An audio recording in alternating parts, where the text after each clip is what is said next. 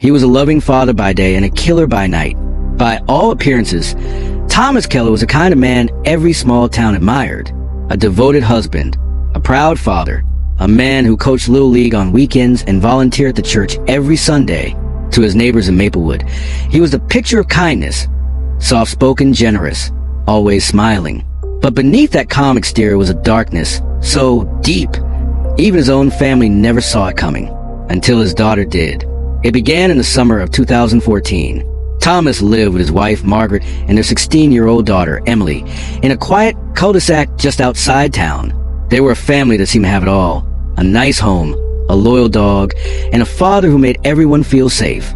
But Maplewood wasn't as peaceful as it seemed.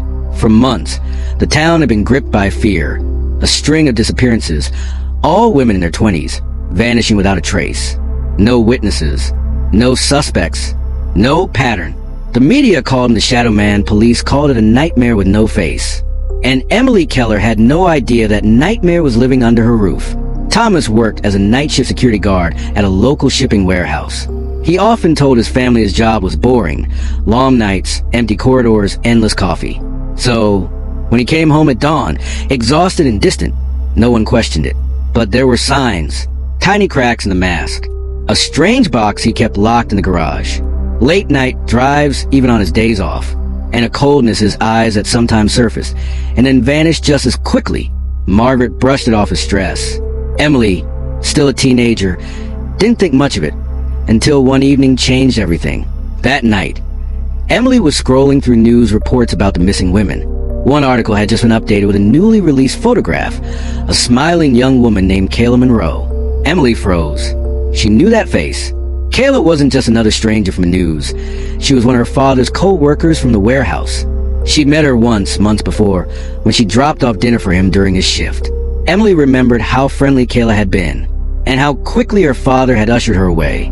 Now Kayla was gone. Emily's stomach turned. She told herself it couldn't be true.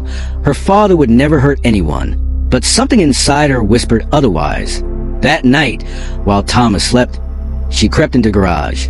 The locked box, the one he always kept hidden, sat on the workbench.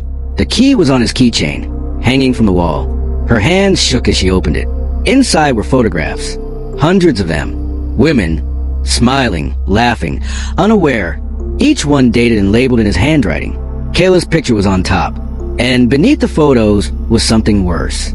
Small trinkets, necklaces, earrings, bracelets, things that didn't belong to anyone in their family. Souvenirs. Emily's mind spiraled. Every image, every missing woman's name.